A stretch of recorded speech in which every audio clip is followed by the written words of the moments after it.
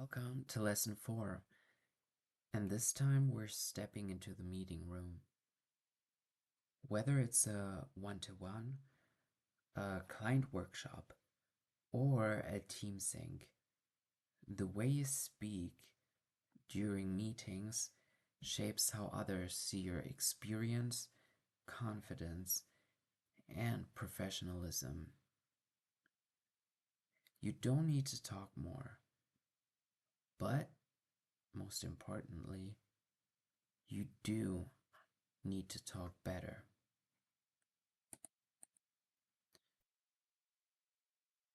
The truth is, in meetings, people often judge your value not only by your ideas, but by your tone, your phrasing, and the confidence that you bring. If you sound hesitant, unsure, or too casual, even great points get overlooked.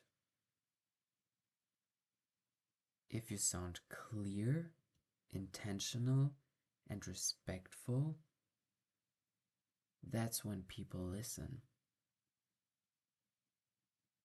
Because language is a very important tool. Language is your leadership tool. So let's look at some practical ways to upgrade how you speak in meetings. Let's say you want to offer a point of view without sounding harsh or pushy. Try, for example, one perspective to consider is, or my experience, a useful approach is. Example number 3, we might want to explore ... Or would it make sense to also consider ... These phrases are respectful, but still strong. The reason is they create not only space for your voice, but they create space for your voice without creating friction. Now, what if you want to challenge an idea, but of course politely? You don't say, "Why are we doing this?" As you can hear, that sounds aggressive. Instead, could you help me understand the goal behind this approach? What's the biggest risk if we go this route? How does this tie into our broader strategy? And the last example, what would success look like here?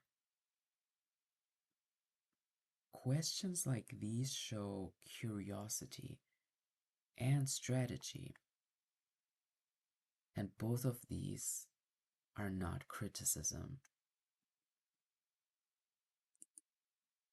Let's talk about disagreement, the hardest thing to do professionally, especially in a second language.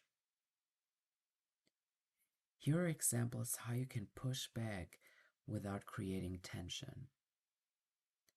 Example number 1. I see what you mean, and I'd like to offer another view. Another way to look at this could be ... May I challenge that for a moment? Could we test a different angle before deciding? These examples that you just read with me are respectful, direct, and professional. They help you speak up, disagree, or reframe without sounding rude or confrontational. That wraps lesson 4. In the final lesson, we'll dive into real world scenarios like pitching a roadmap, writing a difficult email, or clarifying expectations when things are unclear.